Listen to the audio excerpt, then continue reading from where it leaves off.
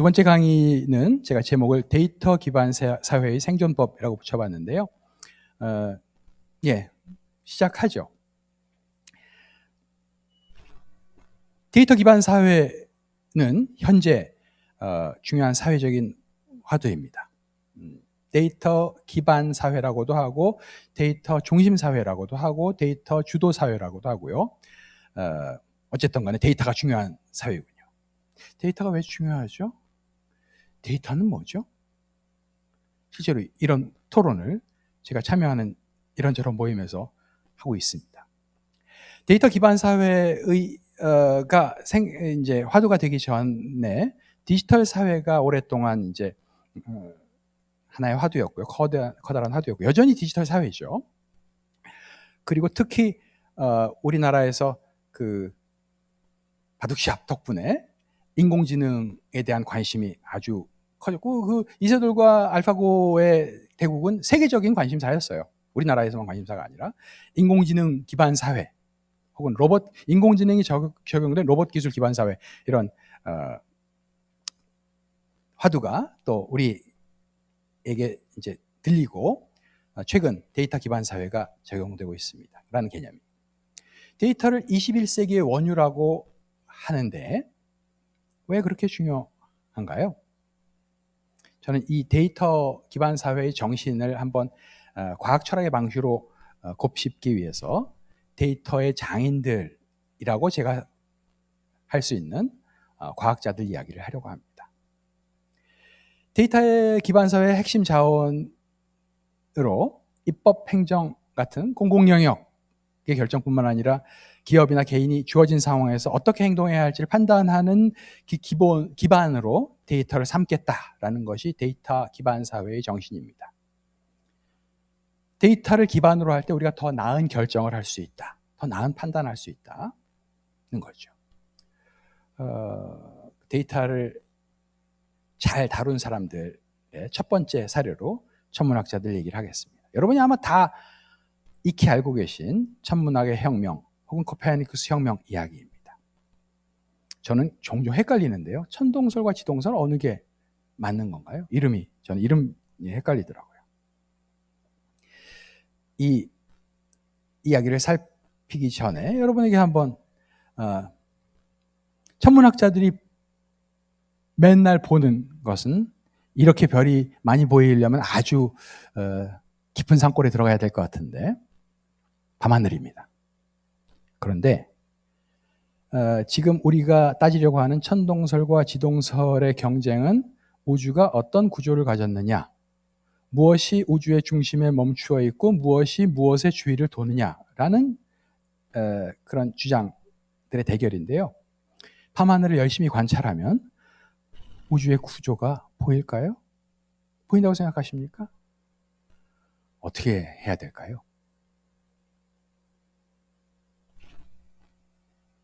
이 일을 이미 아주 잘하고 있는 사람들이 2000년도 훨씬 넘은 시기에 존재했습니다. 고대 그리스에도 천문학자들이 있었고요. 그때 천문학자들이라고 말하는 것은 맨날 밤에 밤하늘 보면서 별의 위치를 관찰하는, 별의 움직임을 관찰하는, 별의 움직임을 관찰한다는 것은 쓱 이렇게 움직여가는 별은 없습니다. 그렇죠? 그런데 밤하늘에 박혀있는 별들과 한 3, 4일만 지나도 위치가 변하는 별들이 있다는 사실을 혹시 여러분은 그렇게 천문학 동아리인 분들은 아마 그런 관찰하셨을 것 같은데 혹시 그런 경험을 해보셨나요? 저는 못 해봤어요. 저는 그런 관찰을 못 해봤는데 이른바 행성과 항성입니다. 붙박이 별들과 다니는 별들. 행성이 몇 개나 있나요? 밤하늘에. 알고 계시죠?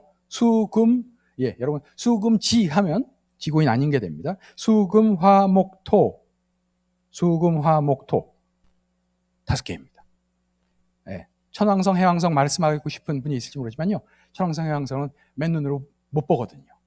웬만한 맨눈으로 못 봅니다. 그래서 옛날부터 이 5개의 행성에 대한 관찰이 천문현상에 관심 가진 사람들의 주된 일이었습니다. 천문학자들의 주된 업은요. 태양, 달 그리고 5개의 이 다니는 별들, 플래닛, 행성들의 그 구조를 잘 배열해서 이해하는 일이었습니다.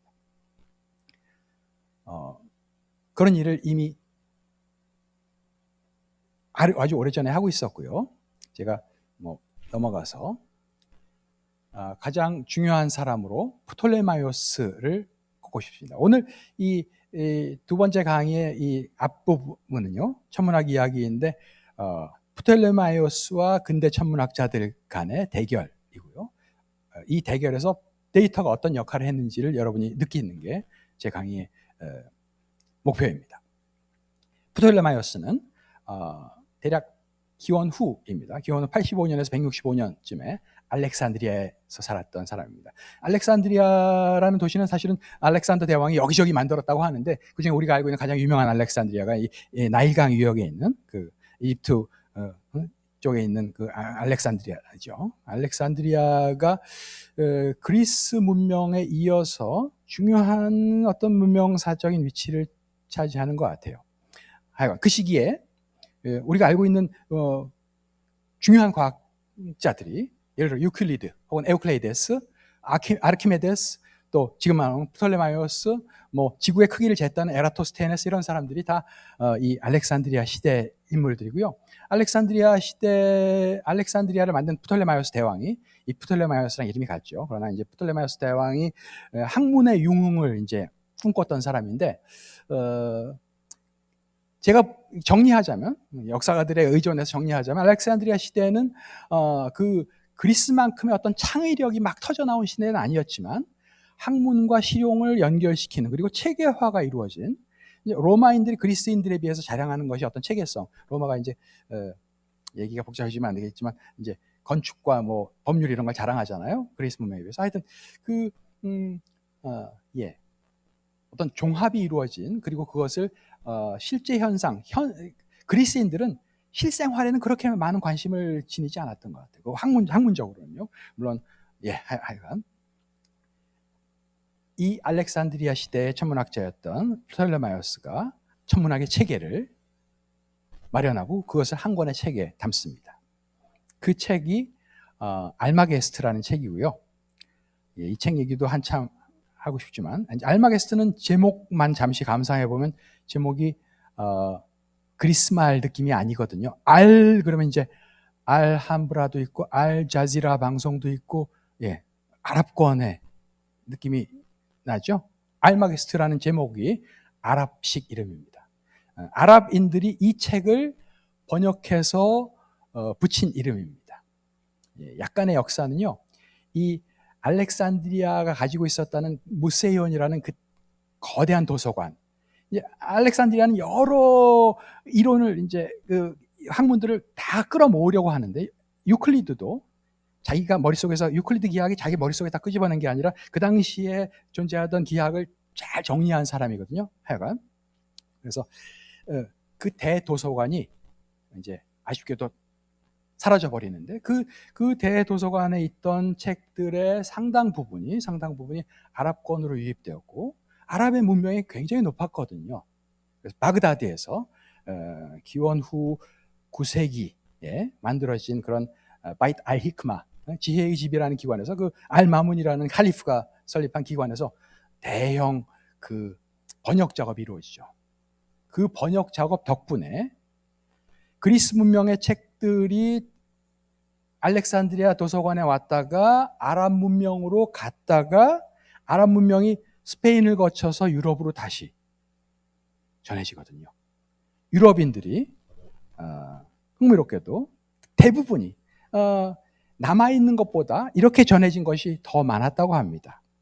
아랍인들의 언어로 번역된 것을 다시, 아리스토텔레스도 그렇고요, 프톨레마이오스도 그렇고요, 아랍인들의 말로 번역된 것을 다시 유럽어로 번역해서 읽게 됩니다. 이제 그렇게 해서 전해진 책이 알마게스트인데, 알마게스트에는 지구가 중심에 있는 체계가 그려져 있습니다. 알마게스트의 힘은 데이터에 있었다고 합니다. 특히 갈릴레이가 나중에 그렇게 평가를 했는데요. 과학사 어떻게 평가를 했냐면, 프톨레마이오스의 힘은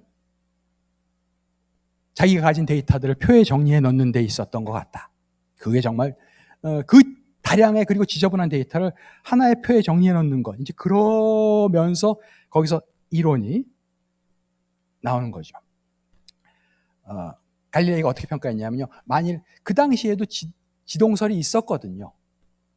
제가 이름 헷갈린다 그랬죠. 서양 사람들은 이제 지동설 대신에 태양 중심설이라고 하고, 우리는 뭐가 움직인다를 기준으로 이름 붙이는데, 이제 서양 사람들은 태양 중심설, 지구 중심설이라고 하고, 우리는 이제 참동설, 지동설이라고 하는데, 그 당시도 태양 중심설이 있었거든요.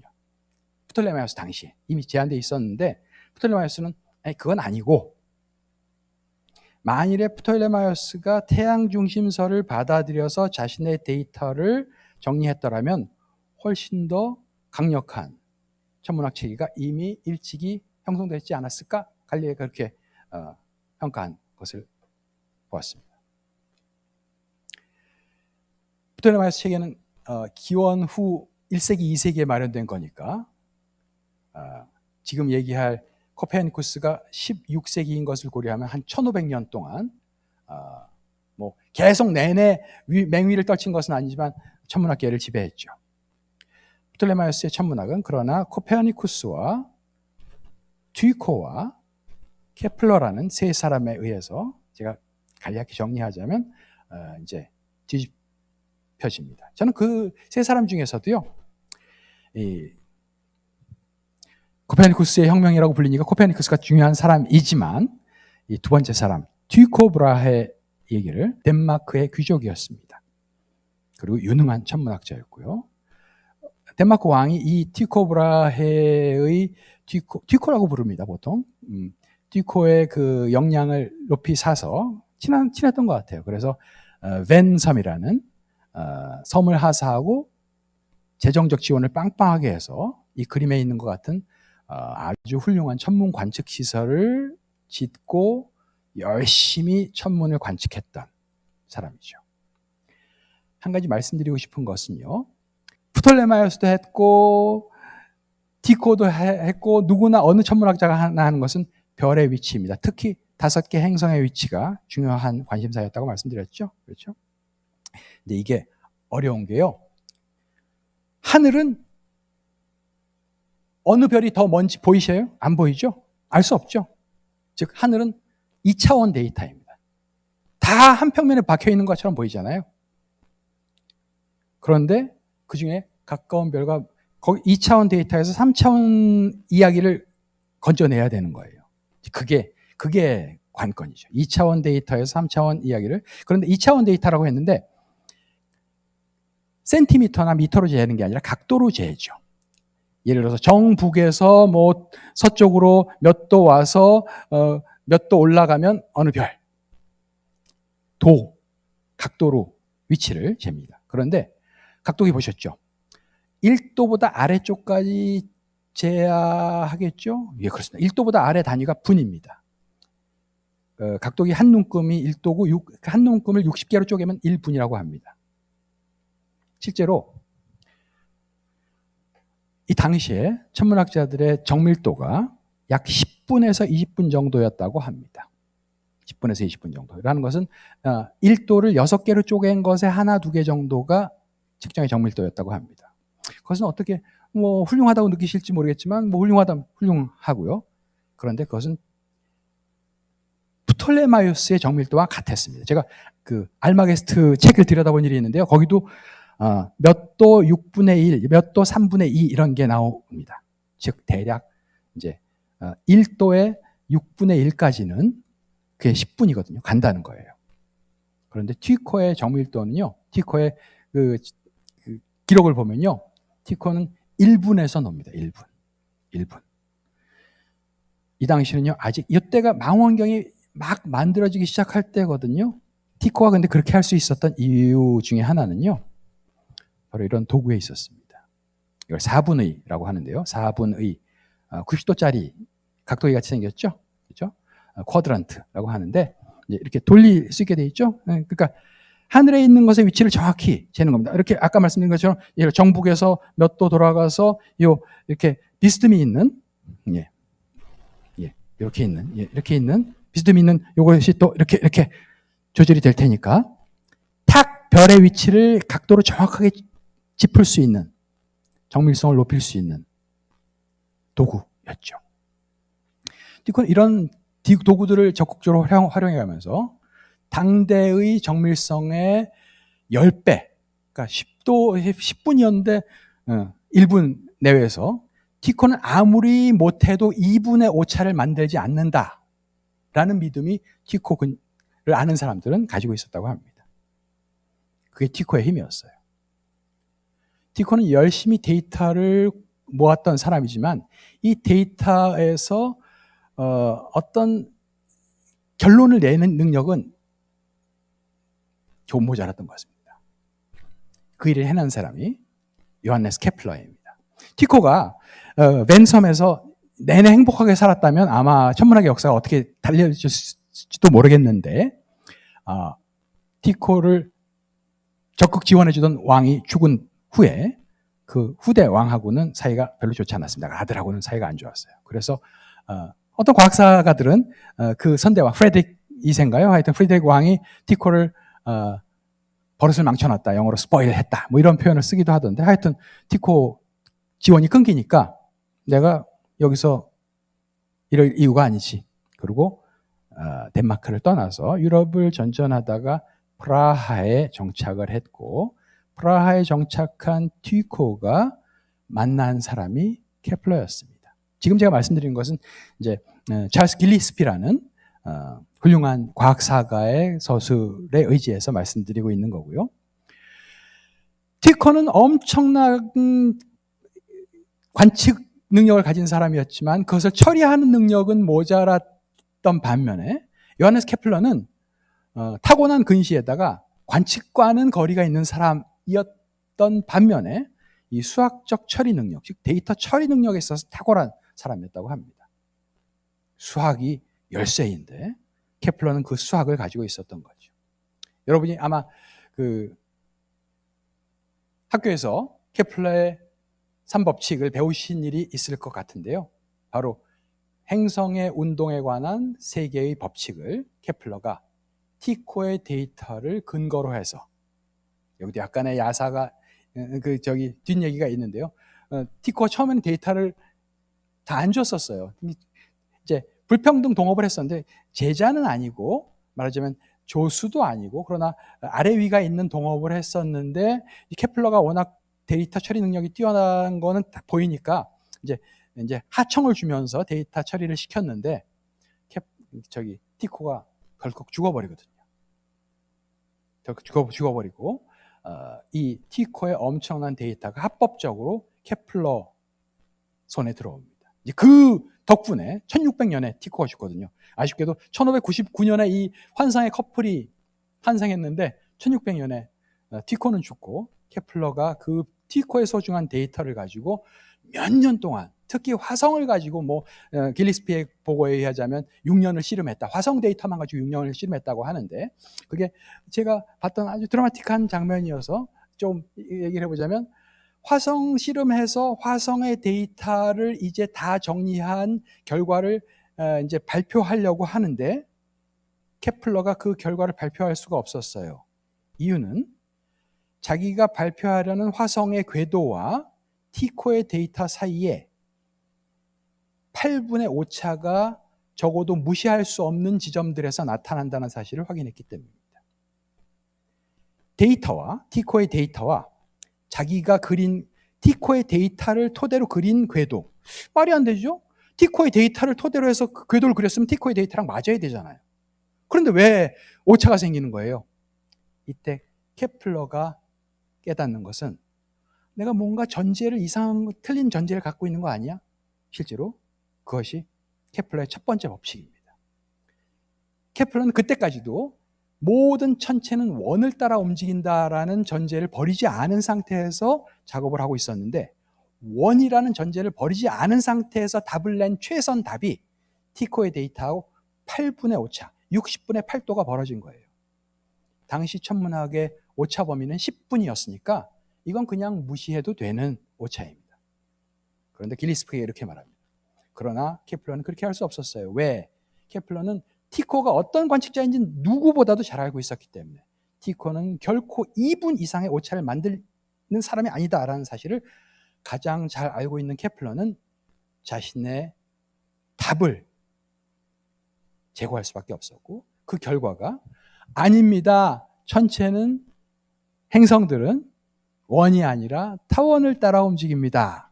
라는 이건 참 별거 아닌 것처럼 보이지만요. 그 과학 사가들의 평가에 의하자면 아리스토텔레스의 체계가 쩍 하고 무너지는 느닷없이 아리스토텔레스가 나와서 좀 당황스럽겠지만요. 아리스토텔레스의 이 위대한 아리스토텔레스 선생의 체계가 금이 가는 일이었고요.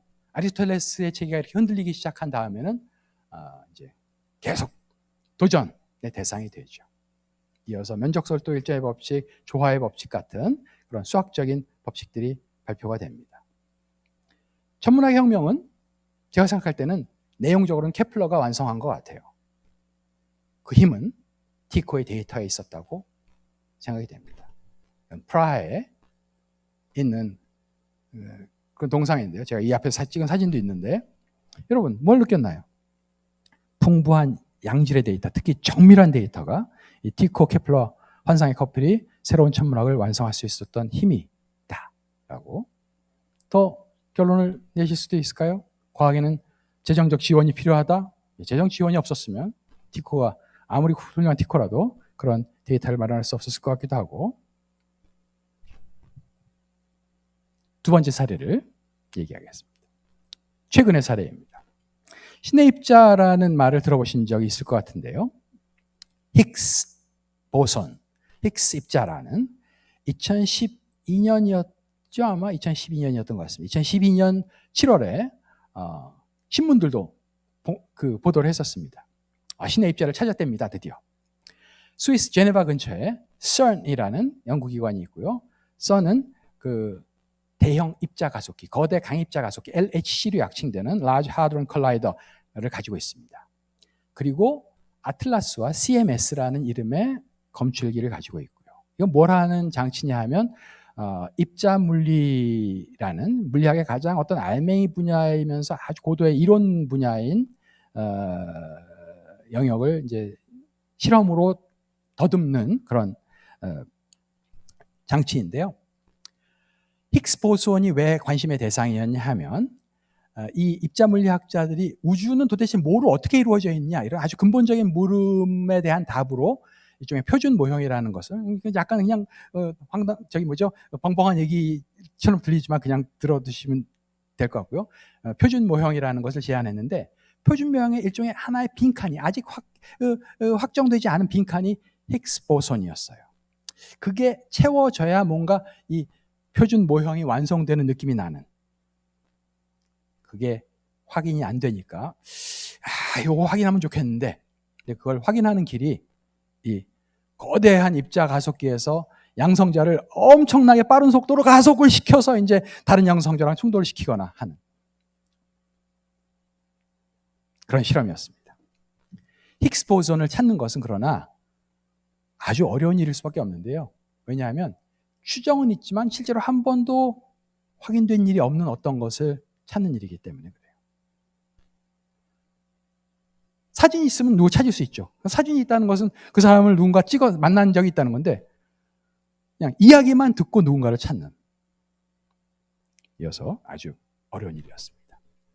이게 발표하던 장면인데요. 가운데 있는 분이 이제 지아노티라는 물리학자고 오른쪽에 이렇게 하고 있는 분이 이제 호이어라는 롤프 디터 호이어라는 롤프 디터 호이어가 2012년 여름 장면인데요. 그 당시 소장이었고요. 디렉터 제네럴 디렉터였고 소장이었고 전체 소장이었고 파비올라 지아노티가 요 프로젝트 아틀라스 프로젝트의 책임자이면서 이제 스피커였어요. 이제 프레젠테이션도 잘하는 분이었나 봐요. 파비올라 지아노티가 호이어에 이어서 2016년 초부터 2020년까지 소장을 했고요. 금년 초에 두 번째 임기를 시작했습니다. 유능한 아마 제가 CERN의 역사를 아주 잘 알지 못하지만 두 번 한 사람 별로 없는 것 같은데 하여간 그래서 지금 그런 행복한 장면이고요. 이런 거대한 장치가 무려 둘레 27km에 걸쳐서 실은 스위스라고 하지만 대부분의 장치는 프랑스. 근데 왜 스위스로 갈 수밖에 없냐면요. 프랑스의 지역은 산골이어서요. 접근 가능성이 아주 떨어집니다. 그래서 제네바로 들어갈 수밖에 없어요. 제네바 공항에 떨어져 가지고 이제 갈 수밖에 없는 거고요. 지금 이 사람들은 요 왼쪽에 구석에 있는 게 이제 현재의 27km짜리인데 더 큰 거 지으려고 미국에서도 1990년대 초에 논쟁이 그 토론이 있었어요. 우리 입자 가속기 만들어야 됩니다. 근데 미국 국회에서 막 토론이 활발하게 벌어졌는데 제가 공부하던 시절이어서 이제 그 토론을 이제 듣던 기억이 어떻게 되지? 그 관심 있다 하던 우리 지도교수가 관심 있었거든요. 기억이 나는데요. 1990년대 초에 부결이 됐습니다. 그래서 미국에서는 못 만든 그때 슈퍼컨덕팅 슈퍼컬라이더 SCS라는 프로젝트가 미국에서는 불발했는데 이제 제네바가 그걸 그러니까 그 SCS를 유치한 건 아니지만 거대한 입자 가속기를 가지고 있군요. 과학은 이런 거 왜 하죠? 엄청 돈이 들고 하는 일일 텐데요. 그렇죠? 이 논문의 그 연구의 결과가 실린 논문을 제가 가져왔는데 제목도 읽을 수 없을 것 같은데요. 근데 한번 보면 Physical Review Letters라는 학술지에 2015년에 꽤 시간이 걸렸죠. 저자가 누구로 되어 있습니까? 잘 안 보이시죠? GAAD 이렇게 돼요. 조르지 아드라는 분인데요. 궁금해서 중요한 논문인데 그렇죠? 찾아봤어요. 이렇게 생긴 분이에요. 젊은 분인데 이분이 왜 대표 저자로 실렸냐 하면요.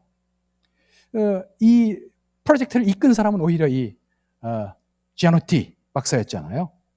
이 지아노티가 아니라 아드가 실린 이유는요.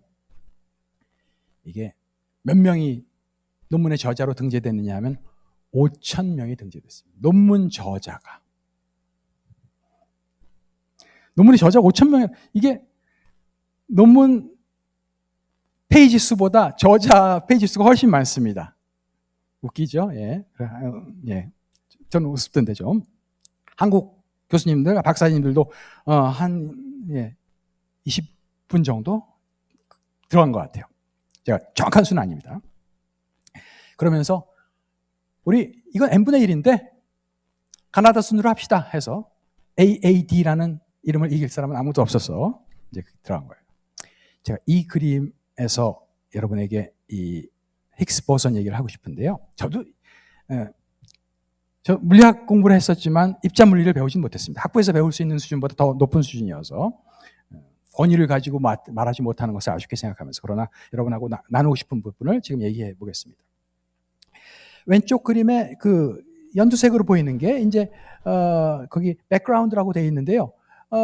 아무 일 없으면 이런 그래프가 나타나는데 만일 우리가 기대하는 힉스 보손이 있다면 힉스 입자가 있다면 이런 빨간 봉우리 같은 게 나타날 것이다 라는 추정입니다. 오케이? 그리고 오른쪽이 실제로 얻은 데이터를 정리한 그래프입니다. 그런데 요 기대했던 요 빨간 봉우리가 보이시나요?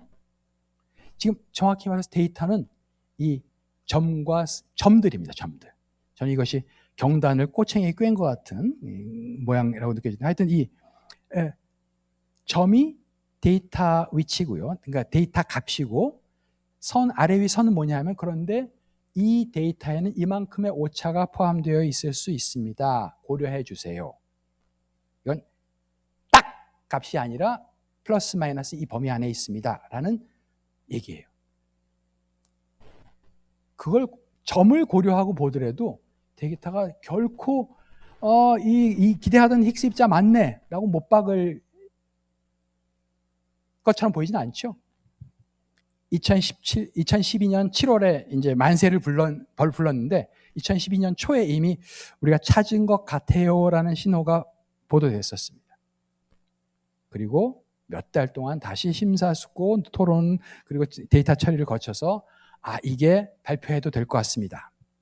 제가 여기서 끄집어 감상하게 되는 포인트는요. 데이터는 그렇게 깔끔하게 자기 모습을 드러내지 않는구나 라는 겁니다.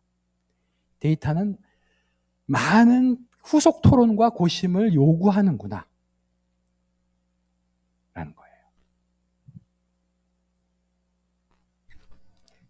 그런 느낌을 역시 이 프로젝트에 참여했던 수많은 학자들 중에 이제 도메니코 비치난자라는 유명한 사람은 아닙니다만 흥미롭게도 이제 음악을 겸업하는, 실제로 음악 막 지휘도 하고 그러더라고요.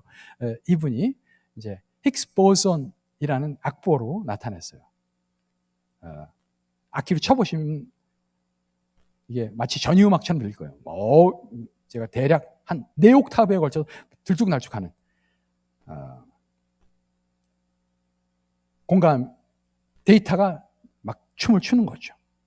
어떤 정연한 요거 여기 힉스 입사라고 딱 보여주지 않는다는 것을 우리에게 짐작하게 합니다. 3강으로 넘어가기 위해서 짧게 세 번째 데이터 이야기를 하겠습니다. 로버트 밀리칸이라는 물리학자가 했던 실험 이야기입니다. 밀리칸이 다시 과거로 돌아가서 1908년부터 10년까지 있었던 실험이니까 오래전 실험이죠. 전자의 전하량이 얼만큼이 되는지를 재려고 했습니다. 제가 대학 때 했던 실험 중에 가장 느낌이 있었던 재미나다. 이 실험 했는데요. 재미난 실험이었어요. 그래서 가져오기도 했습니다만 이 직전에 전자는 굉장히 중요한 알갱이죠.